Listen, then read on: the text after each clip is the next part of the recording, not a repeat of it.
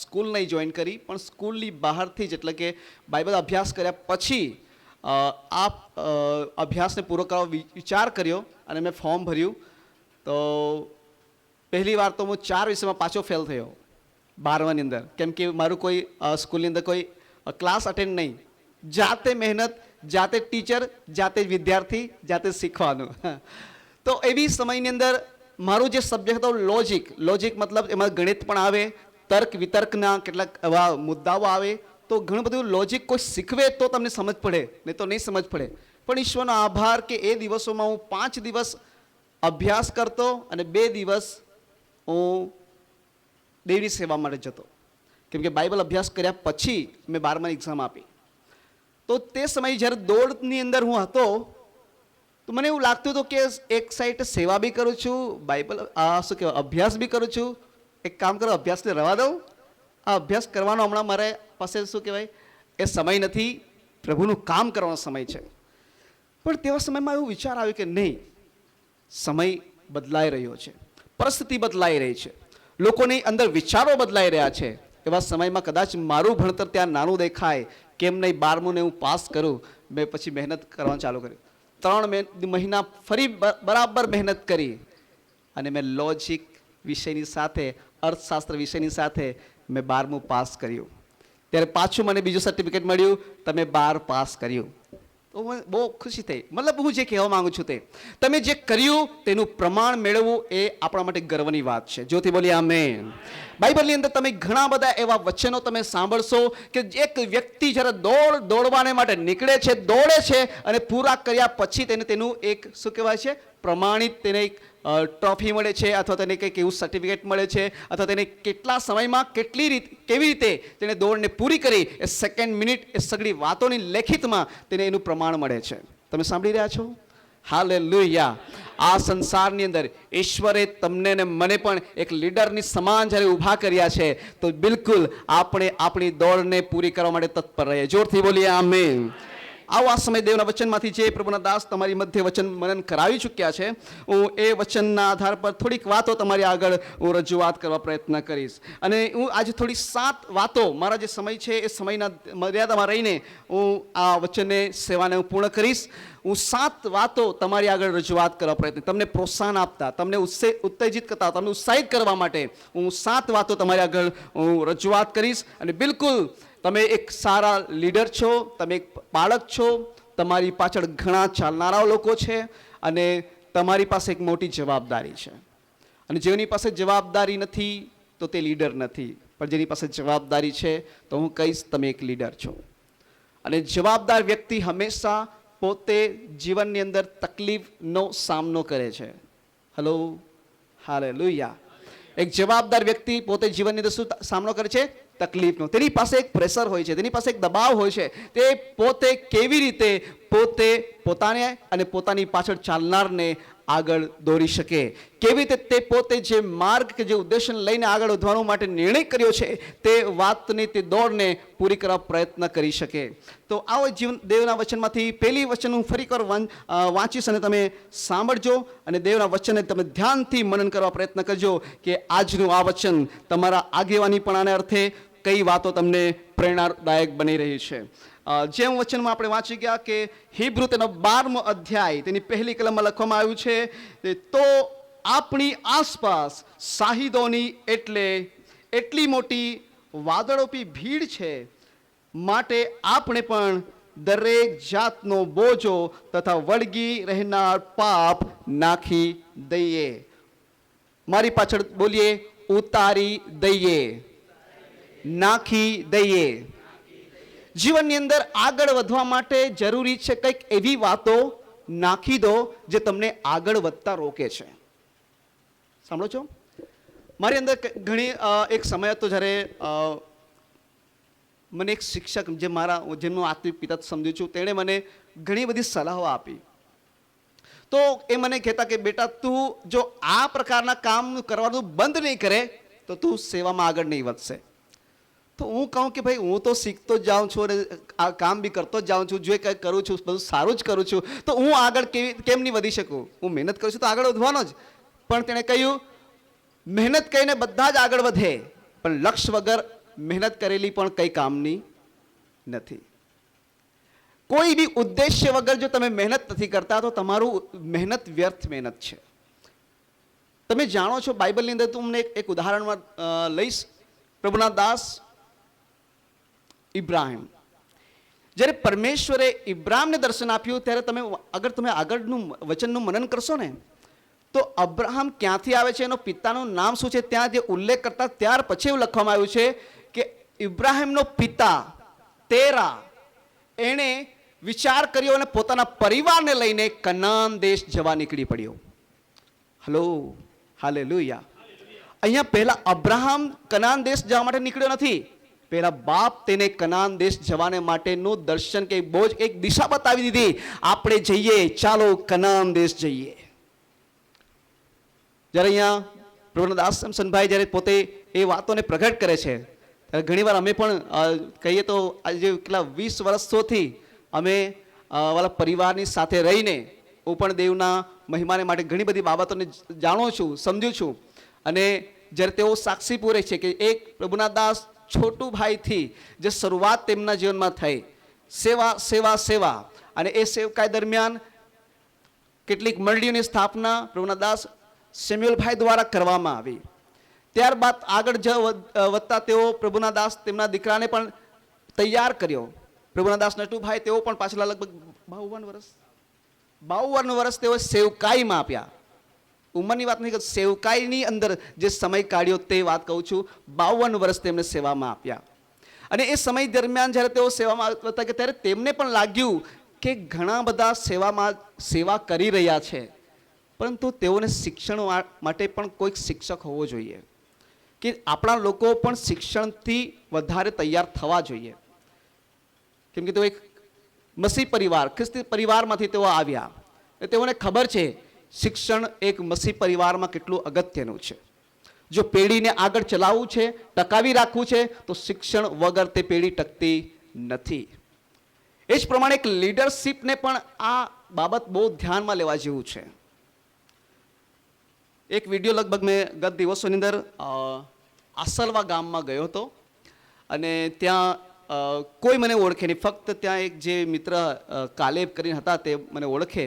અને ત્યાં એક પરિવાર હતું વજતસિંહભાઈ, જેવો ગાંધીનગરમાં ગત દિવસોમાં હું સેવા કરતો. ગાંધીનગર 2003, 4, 5ની અંદર તે વર્ષોની અંદર ત્યાંનો એક પરિવાર જે SRP ગ્રુપમાં ટ્રેનર તરીકે એ દાસ સેવક હતા અને સેવક તેમજ પોલીસમાં પણ જોબ કરતા હતા. અને તે વ્યક્તિનું પરિવાર ત્યાં હતું. તેઓએ જોયું તેઓ ફક્ત મને ઓળખતા હતા. ત્યાં મિટિંગ પૂરી થઈ, સંદેશ તરીકે હું હતો. સંદેશ આપ્યા બાદ જ્યારે મેં એક બાજુના ઘરે પ્રભુના સેવકના ઘરે જઈને બેઠા અને વાતો કરતા હતા ત્યારે એ મંડળીના જે સંસ્થાના જે એક મેન પાસ્ટર હતા તે હતા અને સ્થાનિક પાળક હતા અને બીજું કોઈ નહીં હતું. એકબીજા સાથે એક મિત્ર ઉકાઈથી હતા. અમે બેસીને વાતો કરતા ત્યારે આ ભાઈ મારા વિડીયો લીયા કરે. મને કંઈ ખબર નહીં કે એ વિડીયો કેમ લે છે અને વિડીયો લે છે એ પણ મને કંઈ બિલકુલ નહીં. હું મારા ધૂનકીમાં મારી રીતે પ્રભુના આત્મા જે મને કહી રહ્યો હતો હું એ વાત કહેતો કે પ્રભુનો આભાર કે આજે આપણા સમાજની અંદર, ગામી સમાજની અંદર આજે ઘણા પ્રભુએ લીડરો તૈયાર કર્યા. એમાંનો એક લીડર પ્રભુના દાસ વિજય એ ગામિત, જેમને પરમેશ્વરે એવી અવસ્થામાંથી ઉઠાડીને પ્રભુએ એવું જ્ઞાન, એવું બુદ્ધિ અને એવું પ્રકાશનના રૂપમાં તેને ઊભો કર્યો. તમને કહું, અમે જ્યારે નેપાળમાં હતા ત્યારે પણ તેમને એવી વાતોથી લોકો ઓળખતા કે એક પ્રભુનો સેવક ગુજરાતમાંથી અમારે ત્યાં પણ સેવા કરી ગયા. મતલબ ગુજરાતની અંદર એવા દક્ષિણ ગુજરાતમાંથી જ્યારે એવા લોકો જ્યારે ઊભા થઈને એવી જગ્યા પર સેવા આપતા હતા ત્યારે મેં એ વાત કહી કે તેમણે સેવામાં પોતે ઘણાઓને તૈયાર કર્યા, ઘણાઓના માટે ભવિષ્યવાણી કરી, ઘણાઓના માટે પ્રબોધવાણી કરી અને તેમણે તૈયારી કરી. શેના માટે?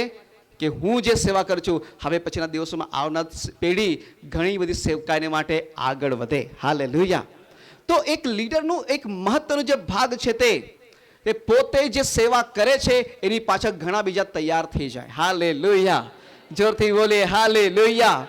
એટલા માટે એક વાત ચોક્કસ કહીશ, આપણે પોતે પોતાની જાતને એ વાતને માટે ઉતારી દઈએ, એ વસ્ત્ર ઉતારી દઈએ જે આપણને આગળ જતા અટકાવે છે. અહીં તમે જો તો અબ્રાહમને પણ એ આગળ વધવાનો માટે એમના પિતાએ કહી દીધું ચાલો આપણે જઈએ, બધા આખું પરિવાર નીકળી બેઠું, પરંતુ જતા જતા ત્યાં તમે જોશો અબ્રાહમના પિતા તેરા મરણ પામ્યો.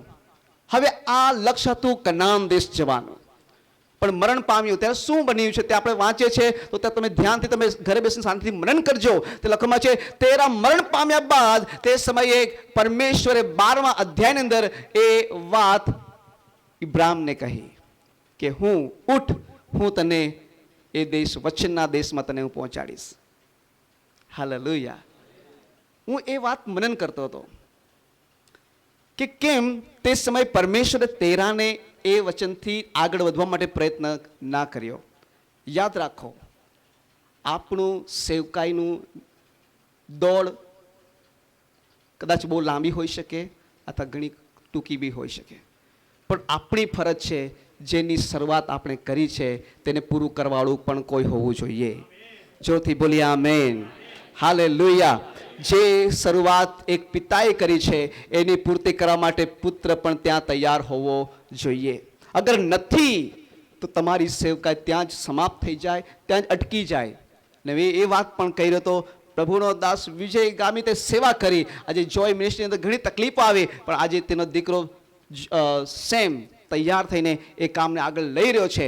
હું એ જ કહેવા માંગુ છું, પ્રભુને મહિમાને માટે એ વાતોને માટે આપણે પોતાને તૈયાર કરીએ કે ઘણી બધી ભીડો છે, પણ એમાંથી દેવના કામને માટે એક એવા સારા લીડરની જરૂર છે જે પોતે તે સગળી વાતોને બાજુ પર મૂકીને દેવના મહિમાને માટે આગળ વધે છે. જોથી બોલીએ આમેન. હાલેલુયા. બાઇબલમાં તમે વાંચો તો એક વ્યક્તિના વિશે લખવામાં આવ્યું છે જે પોતે આંધળો હતો, ભિખારી હતો, ભીખ માંગતો હતો, પણ જ્યારે ઈશુની વાણી તેને સાંભળી લુગડું ઉતારીને ફેંકીને તે ઈશુ પાસે દોડી ગયો. ઉતારો એ વસ્તુ જે તમને દોડમાં આગળ વધતા અટકાવે છે. ઉતારો એ વસ્તુ જે તમને જીવનની અંદર આગળ જતા અટકાવે છે. ઉતારો એ વસ્તુ જે બાબતથી તમને ઠેસ પહોંચે છે. Praise the lord. સાંભળી રહ્યા છો તમે? ઘણું બધું આગળ સંદેશોમાં મારે કહેવા જેવું છે, પણ હું ઝડપથી આ સંદેશને તમારી મધ્ય હું પ્રોત્સાહનના રૂપમાં વેચવા પ્રયત્ન કરીશ. ત્યારબાદ એક બીજી બાબતો હું તમને ધ્યાન કરાવીશ. પહેલી વાત છે, ઉતારી દો એ બાબતો જે તમને આગળ જતા અટકાવે છે. બીજી કલમ વાંચીશ તો ત્યાં લખવામાં આવેલું છે, આપણે આપણા વિશ્વાસના અગ્રેસર તથા તેને સંપૂર્ણ કરનાર ઈસુ ની તરફ લક્ષ્ય રાખીએ. જોરથી બોલે, લક્ષ્ય રાખીએ, ધ્યાન આપીએ. આપણું ધ્યાન ક્યાં રાખીએ? ઈસુ તરફ. કેમ કે આપણને દર્શન કોણે આપ્યું? દિશા કોણે આપી? પ્રભુ યેશુએ. પ્રભુ યેશુએ કેવું જીવન તેણે જીવીને બતાવ્યું. આપણે કોના આગેવાની હેઠળ પાછળ વધી રહ્યા છે? કોની પાછળ આપણે ચાલી રહ્યા છે? બિલકુલ આપણી આંખોને ચકોર કરીએ, આપણી દ્રષ્ટિકોણને આજુબાજુ નહીં, બીજી વસ્તુ કે બીજી વાના પર નહીં, દેવના કાર્યના માટે દેવ તરફ આપણે લગાવી રાખીએ. જોરથી બોલીએ આમેન. હાલેલુયા. મતલબ આપણું ધ્યાન, આપણો નજરિયો, આપણો દ્રષ્ટિકોણ ખ્રિસ્ત છે તો ખ્રિસ્ત તરફ રાખીશું તો હું કહીશ કે બિલકુલ તમારા જીવનની અંદર આવતી તમામ વિપત્તિ કે આપત્તિની અંદર દેવ તમને સંભાળી લેશે. જોરથી બોલીએ આમેન. ગત દિવસોની અંદર અહેમદાબાદની અંદર હું જ્યારે ગયો તે સમયે મારે પાસે જવા માટે બહુ મોટી ચુનૌતી હતી, કેમ કે ટૂંક ગાળામાં મને એ ડેટ તારીખ આપવામાં આવી અને એ મિટિંગ કંઈ સામાન્ય મિટિંગ નથી, નાની મિટિંગ પણ નથી, એક મોટી સભા હતી. સુરેશ પ્રેમાણી જેમના નામથી ઘણા બધા જુવાનો પ્રોત્સાહિત થાય છે અને આજે પણ એની સેવા ઘણી શું કહેવાય ભારત દેશ તેમજ ભારત દેશની બહાર પણ ઘણી પ્રભાવશાળી છે.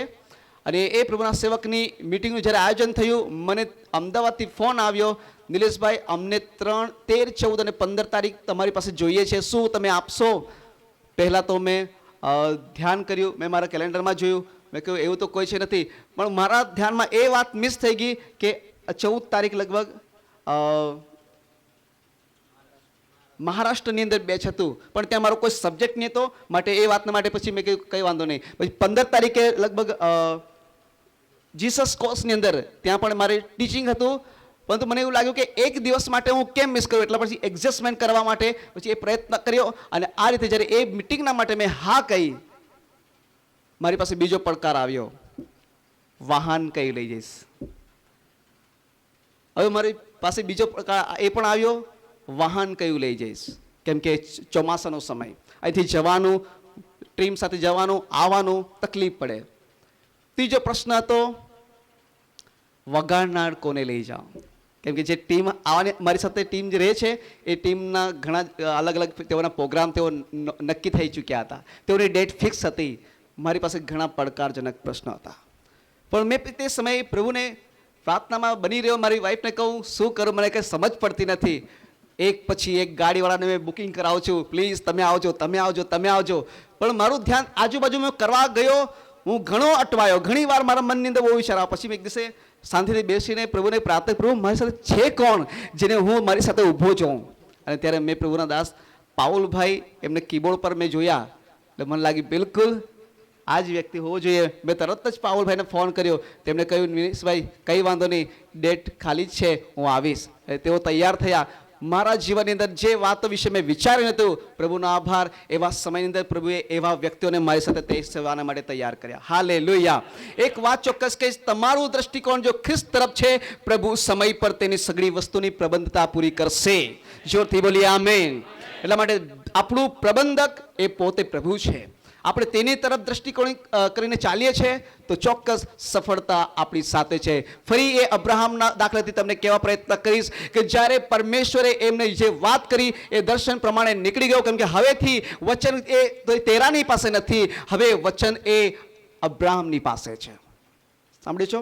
અને જેની પાસે અબ્રાહમની પાસે જે વચન છે એની પાસે એક લક્ષ્ય છે, મારે કનાન પહોંચવાનું છે. અને જે કનાન પહોંચવાના લક્ષ્યમાં નીકળ્યો તેને માર્ગમાં ઘણી દુવિધાઓ આવી. તેમના ઘરના જ પોતે અંદર અંદર શું કે ઝઘડો થવા લાગ્યો, પણ વિવાદ વધે તે પહેલા તેણે શું કર્યું, ત્યાં તેનું સમાધાનને અર્થે તેણે કહ્યું, મારું લક્ષ્ય તો ખ્રિસ્ત છે, મારું લક્ષ્ય તો કનાન દેશ તરફ છે. તારે જે દિશા જવું હોય તો જા, વાંધો નહીં, પણ હું જે તરફ મને પ્રભુ દોરશે હું ત્યાં જઈશ, કેમ કે દેવે મને એ દેશ આપવાનો વાયદો કર્યો છે. જોથી બોલીએ હાલેલુયા. જ્યારે તમારો દ્રષ્ટિકોણ એ અબ્રાહમ સમાન તમે બનાવી રાખશો, સમય આવશે પ્રભુ તમને ત્યાંથી કાંથી કેવી રીતે ત્યાં સુધી પહોંચાડવા તમને તે કૃપા પૂરી પાડશે. એ તો દેવ છે. જોથી બોલીએ આમેન. અને માટે ચોક્કસ કહીશ કે બીજી બાબત છે, આપણું ધ્યાન આપણે તેની તરફ રાખીએ જે તમને દર્શનથી આગળ વધવાને માટે તૈયાર કરે છે. ત્રીજી બાબત છે, આપણે આપણા ઢીલા પડેલા હાથોને મજબૂત કરીએ. જોરથી બોલો, મજબૂત કરીએ. કયા હાથોને? ઢીલા હાથોને. હે ને? આ ઢીલા હાથો કેવી રીતે થઈ ગયા છે? પકડવાનું ઢીલું થઈ ગયું છે. જે ખ્રિસ્તને આપણે પકડીને આગળ વધ્યા છે, આપણા હાથોને તેવા કામમાં તેવા સમયમાં ઢીલા ના કરીએ. હાલેલુયા. તેમની સાથેની જે પકડ છે, તેમને જે આપણે ભેટીને આગળ વધી રહ્યા છે, બિલકુલ જેમ આગળ વધતા જાઓ છો તેમ આપણી પકડને મજબૂત કરે. જોરથી બોલીએ આમેન. હાલેલુયા. 12મા અધ્યાયની 12મી કલમમાં લખવામાં આવ્યું છે, ત્યાં એ રીતે વચન કહે છે, એ માટે લૂલા થયેલા હાથોને તથા અશક્ત થયેલા ઘૂંટણોને તમે ફરી સમા કરો, તમે ફરી સુધારી લો, તમે ફરી તેને મજબૂત કરો, તમે ફરી એને સ્ટ્રોંગ કરો, કેમ કે દેવે તમને છોડ્યા નથી. તમે દેવને કદાચ છોડવા પ્રયત્ન કરી રહ્યા હોય, તમે તમારા જે લક્ષ્યને અર્થે દેવે તમને ઊભા કર્યા છે તે વાતોને માટે તમે ખ્રિસ્તને પકડી રાખો. જોરથી બોલીએ આમેન. ત્રીજી બાબત છે, ચોથી બાબત છે, આપણે આપણા માટે જ નહીં, આપણી પાછળ આવનારને માટે પણ રસ્તોને સીધા કરીએ. કોના માટે નહીં? આપણે પોતાના માટે જ નહીં, આપણી પાછળ આવનારના દરેક એવા લોકોને માટે આપણે રસ્તાઓને સીધા કરીએ. પાંચમી બાબત છે, આપણા પગોને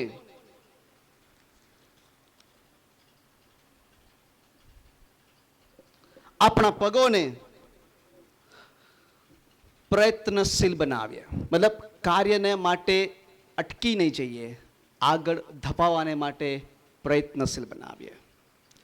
જ્યારે લીડર કાર્યને માટે અટકી જાય છે ત્યારે સમજો તે ગૂંચવણમાં છે, અથવા તો તે અટવાયેલો છે, અથવા તો તે ઘણી બધી સમસ્યામાં છે. પણ પરમેશ્વરની અનુગ્રહ, પરમેશ્વરની કૃપા એ વાતને માટે હું કહીશ મોટી છે કે જે અર્થે તમને પરમેશ્વરે પસંદ કર્યા છે. સાંભળજો હરેક ગ્રેજ્યુએટ થનાર વ્યક્તિઓ, જે કાર્યને અર્થે પરમેશ્વરે તમને પસંદ કર્યા છે, બિલકુલ તમારા પગોને પ્રયત્ન કરવાને માટે પાછળ રાખશો નહીં. આજે હું એક આરાધક તરીકે દેવની સેવામાં જ્યારે સેવા કરું છું, અને બહુ આભાર માનું છું જ્યારે કોઈક અમને જોઈને કોઈક શીખે છે, તૈયાર થાય છે. આજે જો મેં જોયું સમીરભાઈને, તેમણે જ્યારે ગીતોની જે કંઈ કાર્ય કર્યું, ઘણું બધું મેં પોતે એમાં મારી જાતને એમાં જોયો કે યસ, તેઓ કંઈક ઘણી બધી બાબતો તેઓએ ફોલો કરી.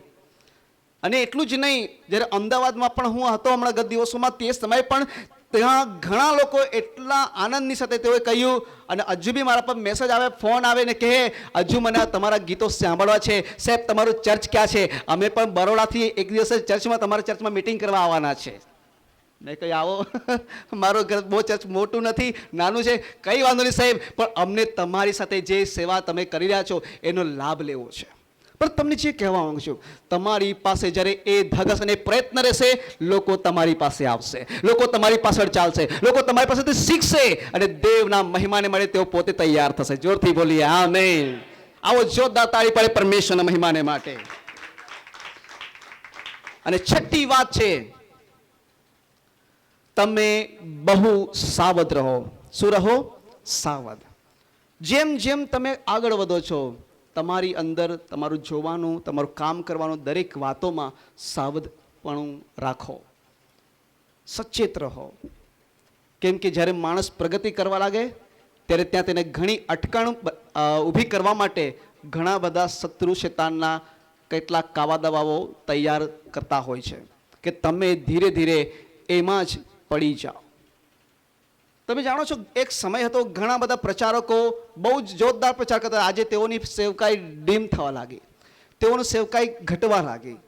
તેઓએ પોતાનું જે વર્ચસ્વ લોકોની આગળ જે પ્રકારે બનાવી રાખવું જોઈએ એ પ્રકારે બનાવી નહીં રાખ્યું. કેમ કે કદાચ તેઓ પોતાનું ફોકસ ભૂલી ગયા હોય, પોતાનું કામ કરવાની શું કે દ્રષ્ટિકોણ તેઓ કદાચ ભૂલી ગયા હોય, તેઓ કેવા ઉદ્દેશ્યને અર્થે દેવે તેઓને ઊભા કર્યા એ વાતને તેઓ કદાચ સ્મરણ કરવાનું ભૂલી ગયા હોય.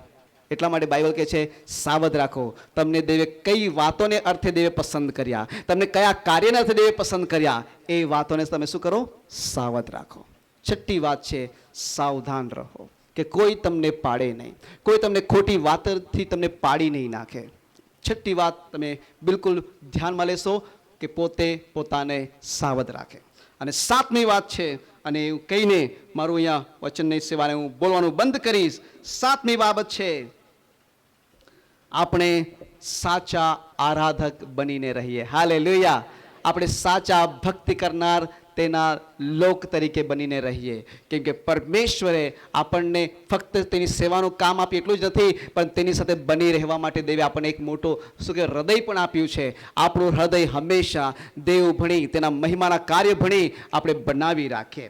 અને એક વાત ચોક્કસ કહેતા હું મારું અહીંયા બોલવાનું બંધ કરતા કહીશ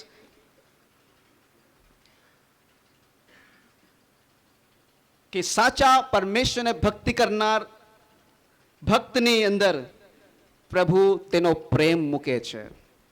સાચા ભક્તિની અંદર ભક્તિ કરવાને માટે પરમેશ્વર તેને સાચું માર્ગદર્શન મૂકે છે. અને સાચા ભક્તની અંદર ભક્તિ કરવા માટે દેવ પોતે તેને પવિત્ર આત્માનું સામર્થ્ય મૂકે છે. જોરથી બોલીએ હાલેલુયા. અને એક વાત કહીશ, જેટલા તમે દેવના ભક્તિમાં પોતાની જાતને બનાવી રાખશો, એટલા સામર્થ્યની સાથે તમે પરમેશ્વરના વચનથી, તેના જ્ઞાનથી, તેના બળથી તમે દેવને મહિમાને માટે શક્તિમાન બનશો. અને તમે ઘણાઓને માટે તમે દેવની મહિમાનું કારણ બોલશો. જોરથી બોલીએ આમેન. પરમેશ્વરે મૂસાને ઉઠાવ્યો, ઘણાના માટે તેમને અદ્ભુત ચમત્કારિક કામ કરવાને માટે દેવે તેને તૈયાર કર્યો. જેટલા લોકોએ તેનો મહિમા જોયો, કયો મહિમા? પરમેશ્વર મૂસા દ્વારા કરવામાં આવેલા જે મહિમા જોયો, ચમત્કારના કામો જોયા, તેટલા લોકોએ દેવનો આભાર માનતા મૂસાનો તેઓએ આદર કર્યો. યાદ રાખો, એક સમય આવશે તમારી સાચી લીડરશીપ, તમારી સાચી આગેવાની એક દિવસે દેવને મહિમાવાન કરશે. એટલું જ નહીં, પણ તમે પણ આદરને પાત્રને, તમે માનને યોગ્ય તમે બની જશો. જોરથી બોલી આમેન. અને જેમ વચન કહે તે પ્રમાણે એક દિવસ આવશે, જેમ પ્રભુના દાસે કહે તે પ્રમાણે, કે તમને એ પરમેશ્વર તે મુગટ દ્વારા તમને પણ સન્માનિત કરશે અને કહેશે, અહીં જે વાત કરી કે અહીં તો તમને સર્ટિફિકેટ મળે છે, પણ ત્યાં તમને મુગટથી તમારું સન્માન થશે. સો આ વચન દ્વારા અને આ 7 પોઈન્ટ દ્વારા દેવ આપ સર્વને પ્રભુના કાર્યને માટે, દેવની સેવાને માટે, અને જે એક લીડર તરીકે દેવે તમને જે તૈયારી આપી છે એમાં તમારા લક્ષ્યને આગળ લઈ જવા માટે પ્રભુ આપ સર્વનો ઉપયોગ કરો. આમેન. આમેન.